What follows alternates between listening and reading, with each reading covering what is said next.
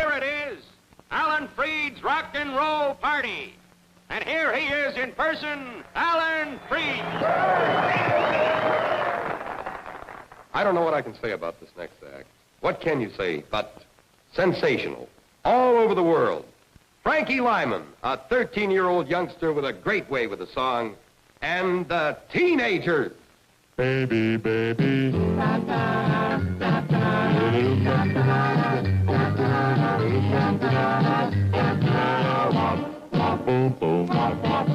Baby, baby, how I want you. Baby, baby, how I need you. Baby, baby, you're the only one. 2, 3, 4. Baby, baby, how I miss you. Baby, baby, long to kiss you.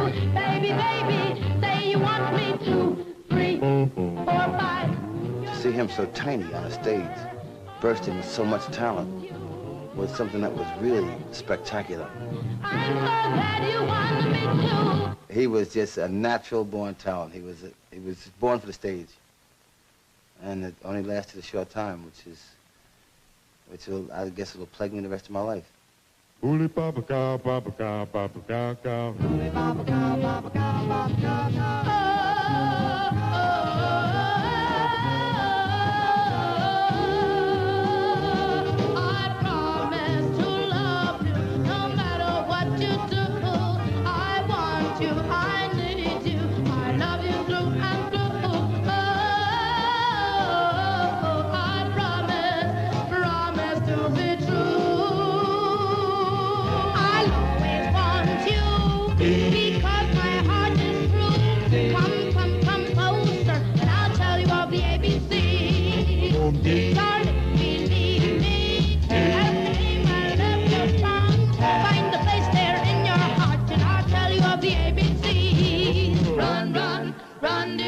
Baba to run, run, run, Baba to run, run, Baba to. Oh, as I was going to. She said, okay. Back go my life, say boom. Run, dun, run, Baba to run, dun, run, Baba to run, dun, run, Baba to. Wheel, run, Baba to run, dun, run, Baba to run, dun. Why did teenagers get back together? The past just won't let us alone. It keeps coming back. That's the reason. That's it. It's like an obsession. I'm not obsessed with the past. The past just won't let me forget it, and it just keeps coming back. This is the problem.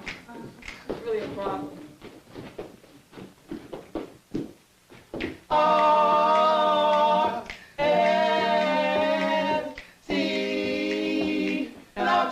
The ABCs. We broke up at a time when the music was still on the rise, okay? We left at the top, but we didn't get to enjoy everything that comes with being at the top. We never got any money for what we did. We all grew up in New York City in the early 50s. We all hung out together. We went to school together. And we sang together. At that time, singing on the street corners was the thing to do. It was a way to get noticed. And one day we did. This is exactly 15 steps from where I used to cross and jaywalk to go over to Frankie's house to pick him up for rehearsal. And Sherman lived right there. She said, "Hey, yo." He used to holler, I used to go. I go, "You ain't ready yet?" He go, "Hey." I said, "Come on, man, we got rehearsal, man. We got some hit records to make, man."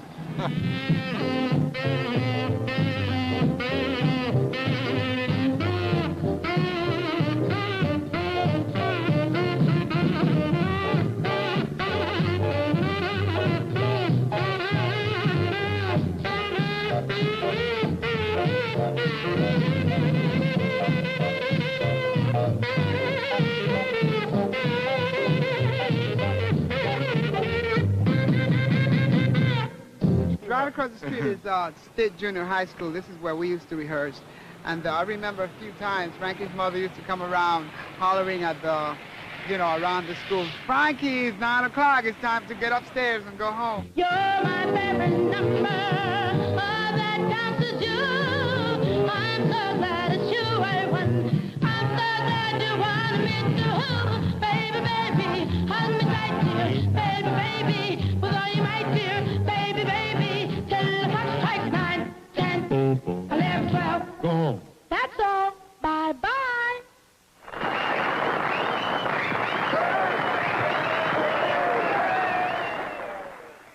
There would be a time in his later years when he would have been able to understand what he was doing and what his worth was, but nobody was going to stop and tell him then. They were too busy taking his money from him. Who's going to tell you what you're worth if they're putting it in in their own pockets? You follow me? This is the story of Frankie and the group. We sang on that corner every day of the week, all day long. Grocery store where Frankie worked, the window above of the store Richard Barrett lived in. He lived in that apartment.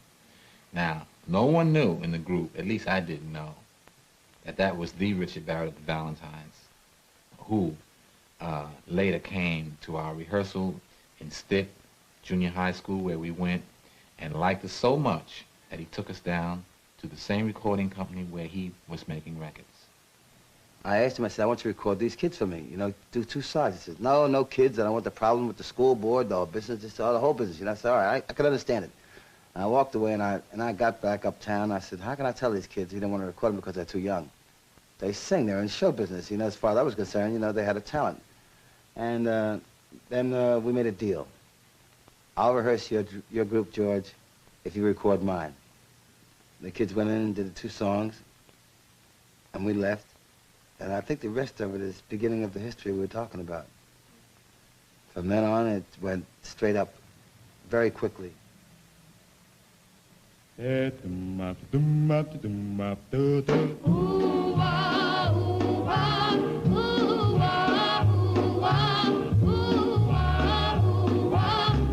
do fools fall in love? Why do birds sing so gay? And love is my way to say. Why do they fall in love? Why does the rain fall from up above? Why do fools fall in love? Why do they fall in love?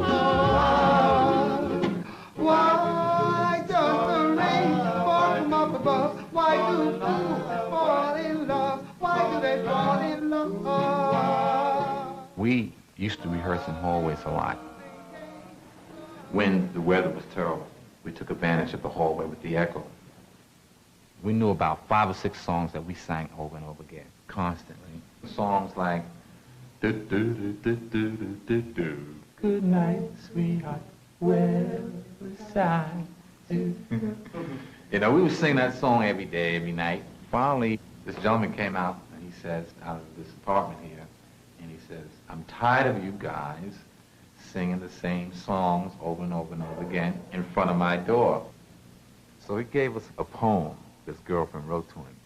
It was called, Why Do Birds Sing So Gay? We took it, changed some words here and there, put some music to it, and had a new song called Why Do Fools Fall in Love?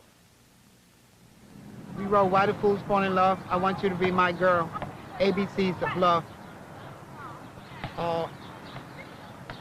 Among others, and we never got any credit for Why Do Fools Fall in Love or for any of the songs that we wrote. Donna Ross just recorded Why Do Fools Fall in Love. We will never see a penny of it, because on paper, we can't claim that we own it. When in fact, we wrote that song at 631 Edgecombe Avenue, across the street from our school, during lunchtime. Why do fools fall in love? Why do birds sing so gay? And lovers away the break of day. Why do they fall in love? At that time, there was more opportunity for managers and record company people to take advantage of the artists When I say take advantage, you couldn't take advantage of an artist who keeps coming back with hit after hit after hit. But a group like the Teenagers, who with Frankie Lymon only had a few hits, their place in the sun was so short-lived that by the time they became sophisticated enough to make some money, their place in the sun was gone.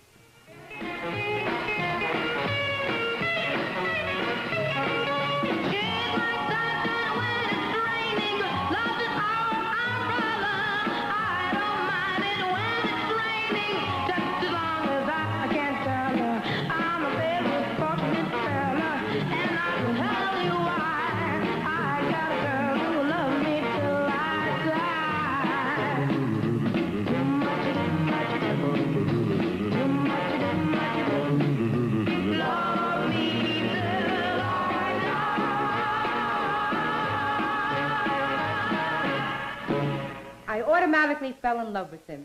I mean, he was the, cutest little thing that anybody could really fall in love with. He was very emotional, a little conceited. I was the president of Frankie Lymon and the Teenagers Fan Club. It was a teenager's dream come true. I received so many letters, I mean, thousands and thousands of letters. I answered them, and my sister was a vice president, and very interested. Everybody wanted to be like a little Frankie Lymon.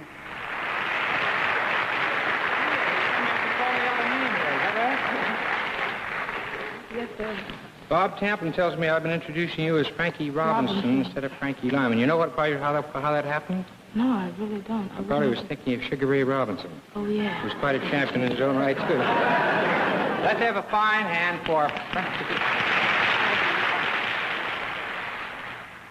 Well, the musical inspiration came from my mother and my father. My father, he used to sing gospel, so did my mother.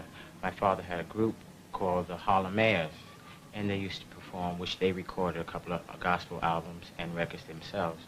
So I guess it came basically from my mother and father. He taught us to become the Harlem Mayor Juniors, and he would take us from church to church each Sunday, and where they sang, when they finished doing what they did, the Harlem Mayor Juniors came on. I was 5. Frankie was 7. And my oldest brother, Howard, he was 9.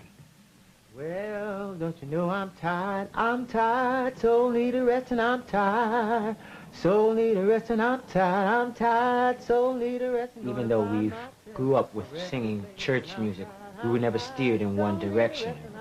Regardless of what type of music that we were singing, as long as we did our best, they were all for it.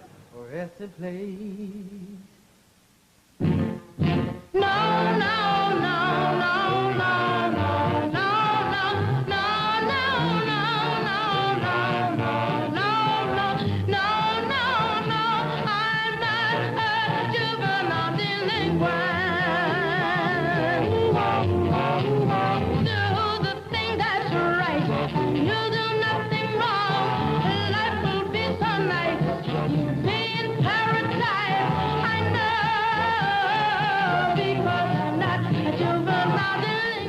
They set a social trend.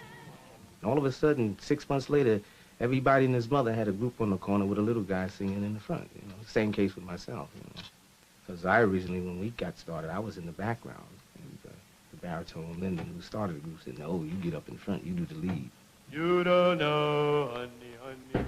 Honey, honey, honey, honey, honey, honey, honey, honey, honey.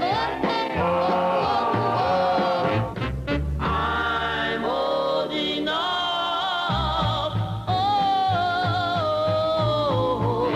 to know that I love you.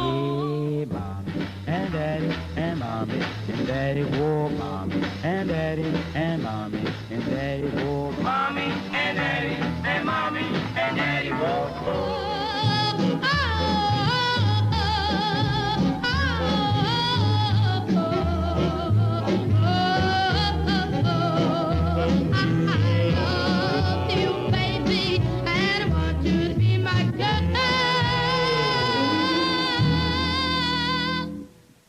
They would get an allowance, as far as I know, you know, weekly, $100, $125 a week. That's what they used to show me in the limo. But they were the teenagers, and they would come in the block, and the block would be crowded with people from everywhere just to see them arrive.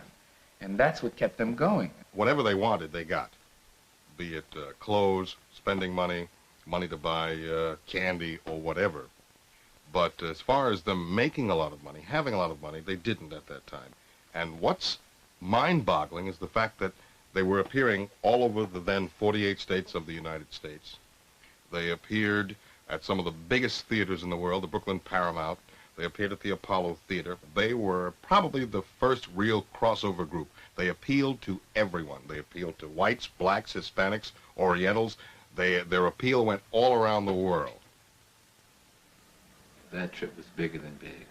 I mean, here we are, 1957, some youngsters going to England, London, where the Queen lives. That our love would linger, but just memories remain. I gaze at the ringless finger. Unprecedentedly, the people of England just treated my brother like he was a king. And they just totally disregarded the teenagers, you know, publicly. In other words, certain interviews, such as the one you're giving now, if I was singing with a group, the rest of my group would be here. But in the case of Frankie Lymon and the teenagers, they just interviewed Frankie Lymon. We had been recording all together all the time. And I got some mail from here, United States, that our latest release, which was out in the cold again, was fine and good, you know, was doing well already. But the flip side on that was just Frankie singing by himself, a tune called A Miracle in the Rain. So we made a big fuss about that. But Frankie liked the idea, and when we got back to America, he said he was going to lead the group. He was saying it in words over there, you know. But I don't know if he was the one that was behind it, you know. He was only 12 or 13, you know. Who might have been behind it? Well, people like our management, you know, his mother, people that had his interest at heart, supposedly. Well, what was the rationale behind it? Why would someone want Frankie to be a solo act? Well, you consider, you got one guy going, big bass singer, right? They figured, why do that? We can kick a bass, the upright bass. The Fender wasn't popular then at the time, it was coming in. We lose that guy. We had a trumpet section. That removes two guys, a baritone and a tenor. Take them right out. Another guy does alto. That's it, another out. There are four voices that have an opinion and a mind of their own that nobody has to contend with when they got the one kid that sings the song, the lead singer. Someone to set you back on your heel. Goody, goody, so you met someone and now you know how it feels. Goody, goody, so you gave him your heart too, just as I gave mine to you. And he broke it in little pieces, and now how do you do? So you lie awake and sing the blues all night. Goody, goody, so you think that love's the ball of dynamite. Hooray and hallelujah, you've had it coming to you. Goody for him, goody, goody for me. And I hope you're satisfied, you're absolutely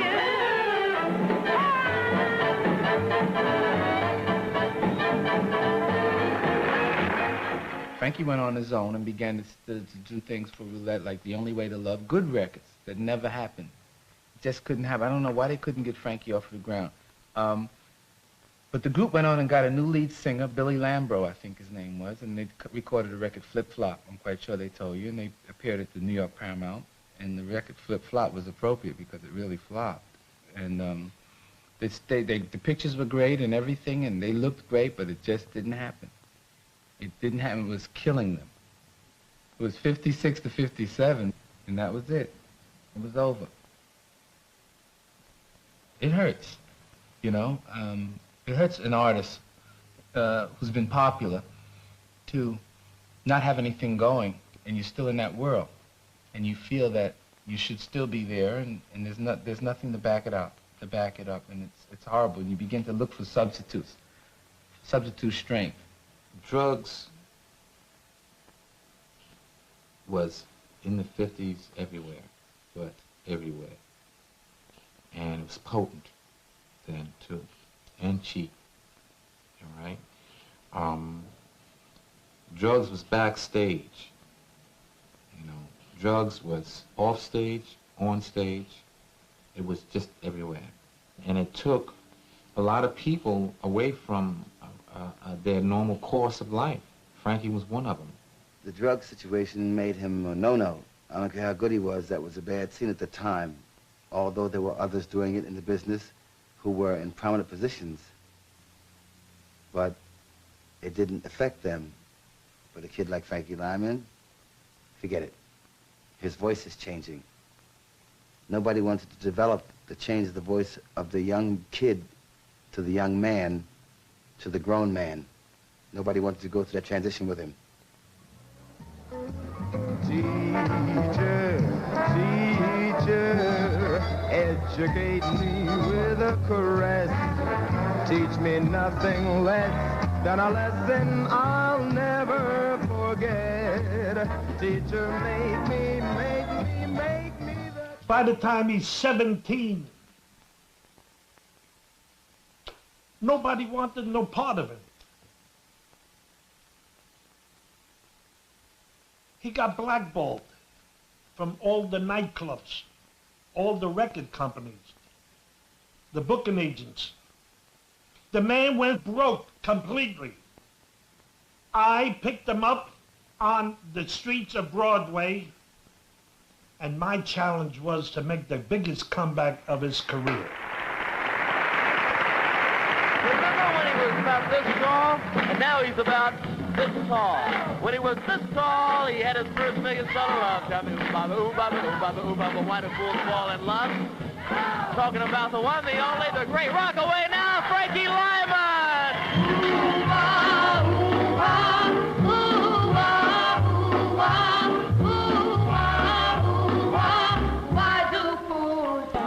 Why do birds sing so gay? And love is the way to make them play. Why do they fall in love? Why does the rain fall from above? Why do moons fall in love? Why do they fall in love? It really hurt to see Frankie. He was at his lowest point. Frankie was no longer the Frankie Lymon I knew. He was always a brat and egotistical and everything, but he had the voice, and he could back it up. But then without the voice and he couldn't back it up, he was just another Joe. I used to spend a lot of time at one of the booking agencies, Universal Attractions, and Frankie would come in and he would beg the bookers to try to get him a gig. He would even get on the phone himself to beg. I remember once he was calling a place in Union City, New Jersey, and literally begging for a job, begging for work, and asking the owner if he remembered who he was, that, you know, he was Frankie Lymon and he had so many great hit records. It was a sad thing to see and deal with, particularly if you knew him and loved him like many of us did. I was with a friend of mine from the Navy, and one of the neighborhood kids said, "Hey, Lou, I heard that your brother died." So I laughed to my friend. I said, "Man, that's about the 4th time somebody told me that he had died." So since I was so close to my grandmother's, I said, well, let me go upstairs and say hello to my grandmother, and we'll have a joke about him dying again. And lo and behold, there was my father, policeman, and the person from the corridor. It was no joke. I didn't laugh that day.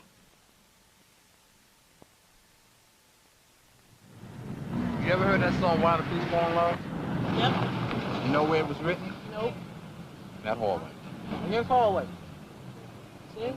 In this hallway right here. Serious. Yeah. Sure. The same building in this hallway. The words might still be on the wall. Let's go see. Who wrote it? Y'all wrote it. Mm-hmm. Who sang it? Frankie Lymon. It was back in 1955 when 5 youngsters walked through the corridors of this very school. And ladies and gentlemen, I am so proud to say that here today at Edward W. Stitt Junior High School, 25 years later, They are right here. And I want you to put your hands together and give them a real skit round of applause. Ladies and gentlemen, Frankie Lymon's Teenagers.